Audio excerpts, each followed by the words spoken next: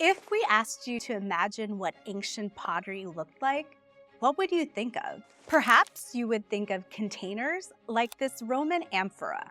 Maybe a specific design comes to mind, like what you see on this moche pot. Or maybe your mind goes to statues like the terracotta warriors. Pottery is a type of ceramic made from clay, and the examples we just mentioned are all important and famous types of pottery. We also have examples that are a bit more uncommon. Hi, I'm Dr. Smiti Nathan, and I'm an archaeologist. In this video, we're going to explore examples of pottery from across the globe and time. Some of these examples might surprise you. Now, I thought we could have a bit of fun. Instead of me just telling you about these interesting objects, we're going to give you clues to see if you can figure out what they are. Are you ready? Let's get into it.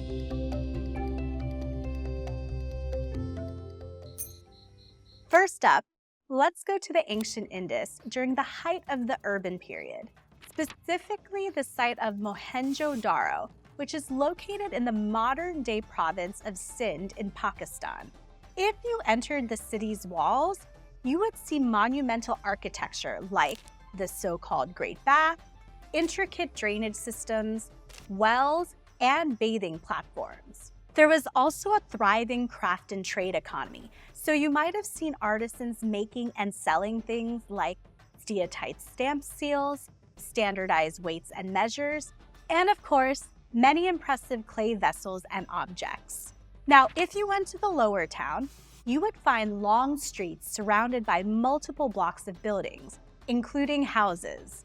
During excavations in this area in the 1930s, archaeologists discovered two clay objects that stood out from the usual pottery and figurines. These two wheel-thrown vessels were flattened at the base for stability, and even one featured a cream-colored slip on the surface.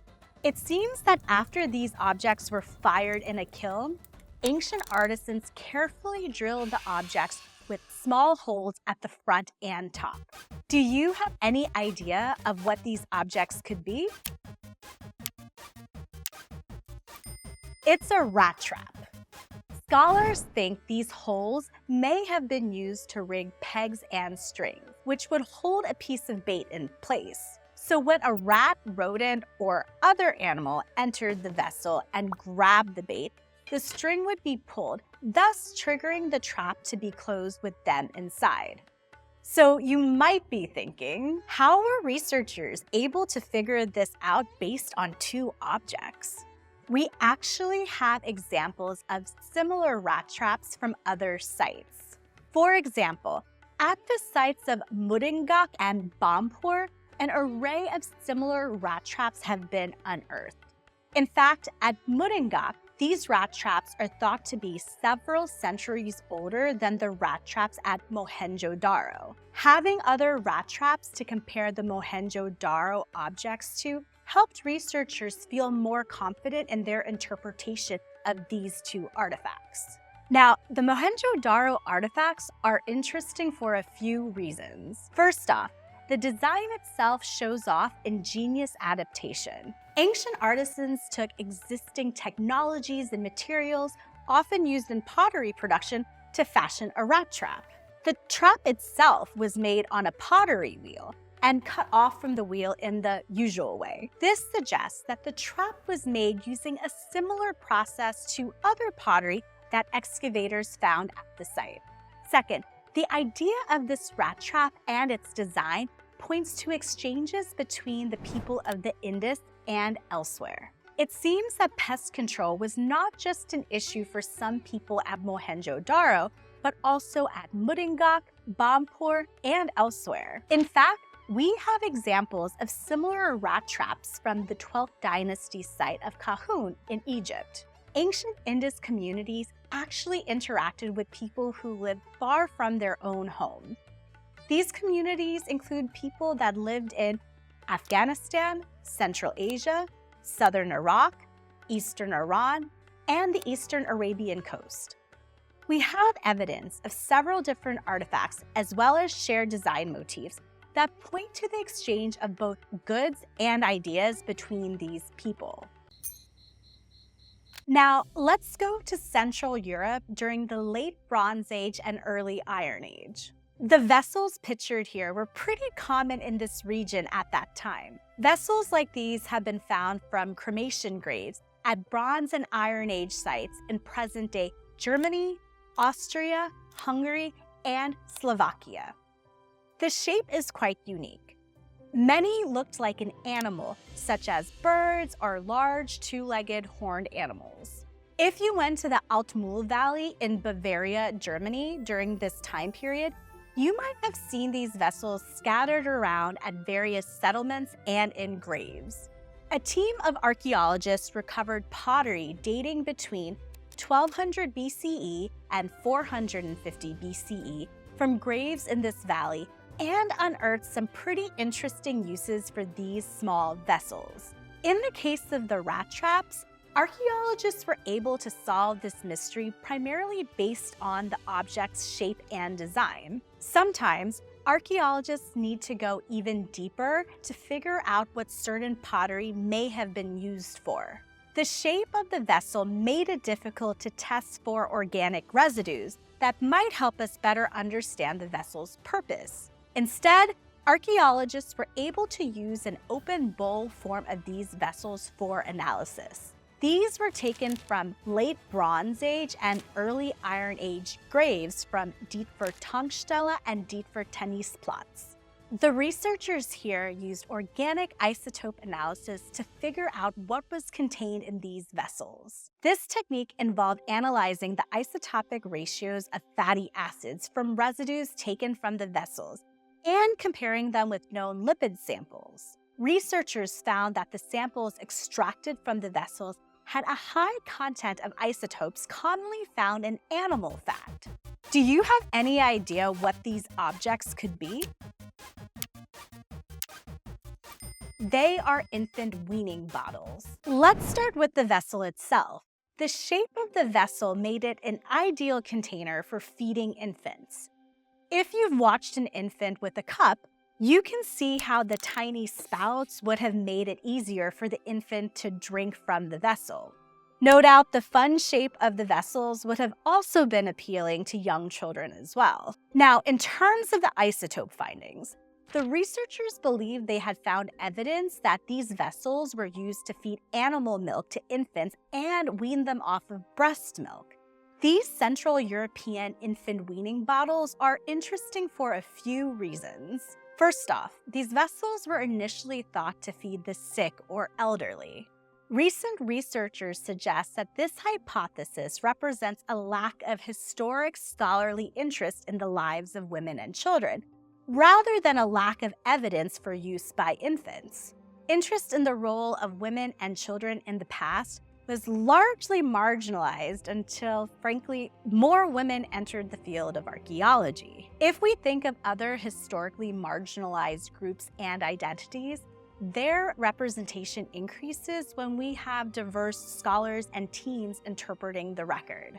Second, this represents evidence of weaning, which is pretty cool and not so common, at least to date. It's also worth noting there was a baby boom or large population growth during this period. Researchers think that weaning practices may have contributed to this population growth.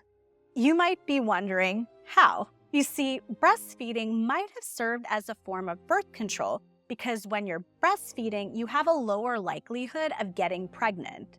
Now, if you primarily feed young children with breast milk and you're able to wean them off breast milk sooner, then you have a higher likelihood of getting pregnant sooner than you would have if you had just continued breastfeeding. So this possibly led to more babies overall. The researchers noted these vessels offer a unique window into our understanding of managing infant nutrition in the past, and how using specialized techniques such as residue analysis can help archaeologists uncover some surprising uses of pottery. Now let's go back 3,500 years ago to see the ancient Nok culture thriving in Western Africa.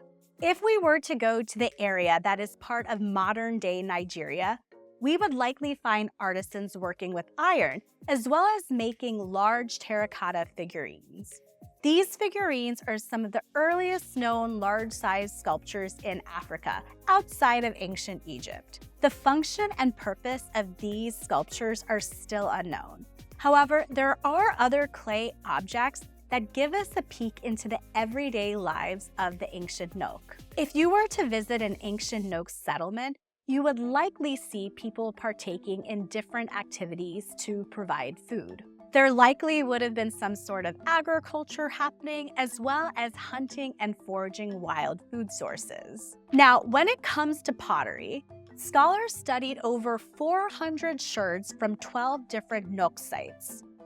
These sherds came from pots that are commonly found at Nok sites and consist of coarse redwares that were decorated with different incised designs. Now, from looking at these sherds alone, it might be tricky to figure out what this pottery was used for, so I'll give you another clue before I ask you to guess. The researchers extracted lipids from around 60 sherds from different periods of the Nok culture. Using gas chromatography mass spectrometry, they were able to identify lipid markers that suggested the presence of beeswax within these pot remains. Now, do you have any idea of what these pots might have been used for? The researchers think that they were used for honey collecting or honey storage. Now, it's important to note that honey itself was not identified in the chemical analysis. The lipid markers suggest the presence of beeswax, which is being interpreted as a proxy for collecting honey or storing it for later consumption. This is a strong hypothesis because honey was important throughout antiquity. Honey could be consumed as a direct food source, and if it had bee larvae or pupae, those could be also possible nutritional sources. Honey could have been fermented into a beverage, think honey mead or honey wine. So honey has been important to humans for a long time. Now, when it comes to the Nok pottery, they are interesting for a couple of reasons. First off, we get to learn a bit more about the food that the Nok people likely consumed. Creating a specific type of pottery to collect or even store honey shows community-wide intent because these vessels and beeswax residues were found at multiple sites. This hints that honey was a wild food source that many Nok communities likely desired, and then they decided to create tools and technology to support its collection or storage. Second, these findings contribute to our understanding of bee-related activities in the ancient world. In fact, the majority of rock paintings with honey collecting activities come from the African continent. The Nok pottery gives us another important proxy in which to understand bee-related human activities. The researchers of this study we mentioned noted that within many parts of the African continent today, including present-day Nigeria, ceramic beehives are used for honey collection. However, it's important to note that the Nok vessels were generally a smaller size than these modern-day examples. Let's take a look at some pottery from the ancient Chorrera culture. They lived in the coastal regions of modern-day Ecuador during the late formative period. They created many striking vessels, including elaborate human effigies made from molds, as well as more common forms such as bowls, bolas, and bottles. Now, let's take a look at these vessels. Just based on sight alone, do you have any idea of what their main function was? The main function of these vessels was to store and transport water. The earliest form included a straight spout bottle and a stirrup-handled bottle. Over time, the vessel form evolved to have more elaborate decorations, including anthropomorphic and zoomorphic forms. However, potters were able to incorporate some interesting innovations into the vessel's form. Do you have any idea of what this innovation could be? It's whistling. They're actually now referred to as whistle bottles. Past potters realized when using the vessels, air would move through and produce a whistling sound. This is what it sounds like.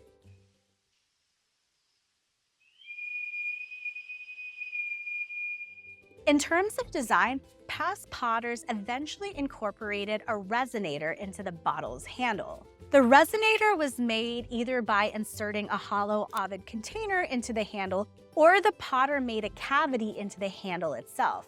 This actually amplified the whistle sound that the bottle made.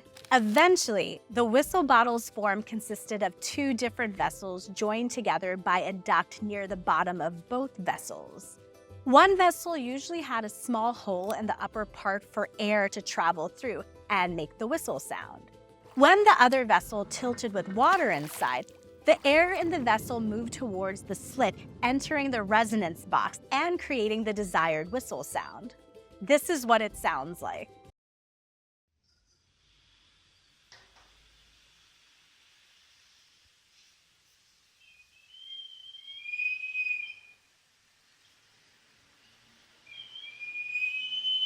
Given the elaborate shape and the ability to make the whistle sound, many archaeologists believe that these vessels served a symbolic or ceremonial role. Their presence in many funerary offerings helps support that hypothesis. Now, these whistle bottles are interesting for a few reasons. First off, these whistle bottles showcase how Chorrera potters were not only able to manipulate clay to create these vessels, but also understood enough about sound and the movement of liquids to create the whistle sound they wanted. Second, if we think about our senses, it's easy to imagine how pottery might appeal to our sense of sight, touch, or even taste. However, these objects tap into our sense of sound. They also give us a better understanding of the sounds people in the past might have heard. So far, we've talked about pottery that was likely used for a specific purpose, but we also have examples of ancient people reusing and recycling pottery in interesting ways. Now let's go to the ancient Mediterranean. Let's start with ostraca. They are sherds of pottery, but could also be flat stones or even flakes of limestone that were used as a writing surface. The word ostraca comes from ancient Greek. However, ostraca were also used in ancient Egypt and Rome. Now, ostraca had many uses. I'll give you a moment to think about what those uses could be. During the New Kingdom period in ancient Egypt, ostraca were used for documentation and personal letters, as well as funerary inscriptions, spells, and hymns. Ostraca are often considered by scholars today as a cheaper alternative to papyrus. When it comes to ancient Romans, we have examples of ostraca being used for government operations, such as recording census information or to assign tasks for Roman legions at an outpost. In ancient Greek, ostraca were used in voting. The sherds could be used to vote for someone in a democratic election, or in other cases to banish someone from the polis. This is where we get the word ostracize. Now, ancient Greeks and ancient Romans had another form of recycled pottery, which they called pessoi. Pessoi translates to pebbles from ancient Greek and refers to small rounded fragments of pottery.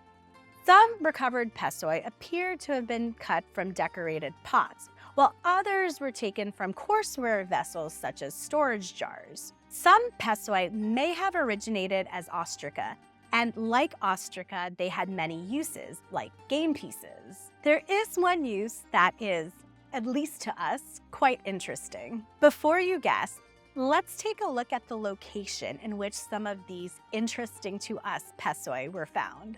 In Athens, we find some of these pessoi either in abandoned wells that were filled with refuse from domestic settings or in potters' workshops. While the number of pessoi found in the wells varies, their quantity suggests that they were items of everyday use. So what do you think these pessoi were used for? Scholars think that they were used for anal hygiene. Scholar John Papadopoulos suggests that these circular, rough-edged pottery pieces were used by Greeks and Romans to clean themselves after defecation, much like many of us use toilet paper today. To understand his logic, we need to look at some artistic, textual, and archaeological references. When it comes to art, A fragment from a decorated drinking cup seems to be depicting a person ready to wipe themselves with a pessoi. The figure is shown squatting and defecating. When it comes to text, playwright Aristophanes makes reference to the use of stone to wipe oneself in both his works Peace and Acarnanians. When it comes to archaeology, pessoi have been found in latrines in both Greek and Roman contexts. Researchers were able to use microscopy to identify solidified and partially mineralized excrement on the surface of terracotta pessoi from Roman latrines, one from Utica, Sicily, and the other from Gordon, Crete. Papadopoulos notes that many of the pessoi he was writing about were found in the same wells with stone discs and pebbles shaped for wiping. Interestingly enough, this fragment itself looks like a pessoi given that the edges were trimmed and rounded off. Therefore, he believes it is not too far of a leap to suggest pessoi were used in the same way. Now, when it comes to ostraca and pessoi, they might have an interesting connection. If you remember from earlier, some ostraca were used to elect individuals for ostracism. Ostraca have been found with the names of famous people who fell out of the public's favor, such as philosopher Socrates and the famous general Themistocles. As we mentioned before, some scholars believe that some pessoi may have originated as ostraca. There are also some scholars that believe that some ostraca were intentionally used as toilet-like pessoi, thus literally putting fecal matter on the name of hated individuals. From defending against pest invasion to performing civic duties, the pottery we looked at together offers us a glimpse into the everyday lives of past people. Some of these objects required us to dig deeper to understand what they were used for and how they were possibly reused over time. We hope you enjoyed putting on your archaeology hat to piece together the clues we gave you about these objects. Let us know in the comments how you did, or if there was a specific type of pottery that really surprised you. Now, if you like these sorts of interactive videos, let us know and check out this video here. That's all for this video, and we'll catch you in the next one. Bye.